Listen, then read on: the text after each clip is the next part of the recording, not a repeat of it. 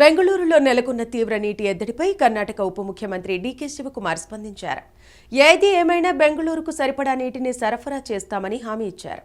నిన్న బెంగళూరులో మీడియాతో మాట్లాడిన ఆయన నగరంలోని అన్ని ప్రాంతాల్లోనూ నీటి ఎద్దడి నెలకొందని, తన ఇంట్లోని బోరు కూడా ఎండిపోయిందని తెలిపారు.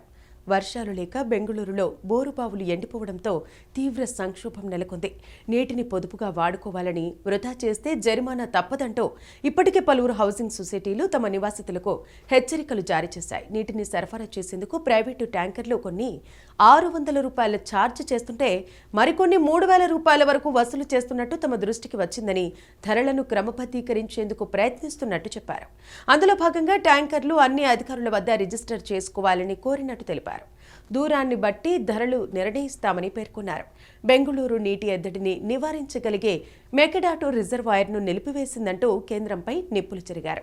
కరువు సమస్యపై ముఖ్యమంత్రి, రెవెన్యూ మంత్రి, ఆర్టీపీఆర్ సహా ఇతర మంత్రులు చర్చించినట్టు తెలిపారు. పట్టణ ప్రాంతాలకు నీటిని సరఫరా చేసేందుకు చుట్టుపక్కల 15 కిలోమీటర్ల దూరంలో ఉన్న నీటి వనరులను ఉపయోగించుకోవాలని ఆదేశించినట్టు తెలిపారు. అలాగే రామనగర, హోస్కోట, చెన్నపట్న, మగడి సహా ఇతర పట్టణాల నుంచి ట్యాంకర్ల ద్వారా బెంగళూరుకు నీటిని సరఫరా చేయాలని నిర్ణయించినట్టు డీకే తెలిపారు.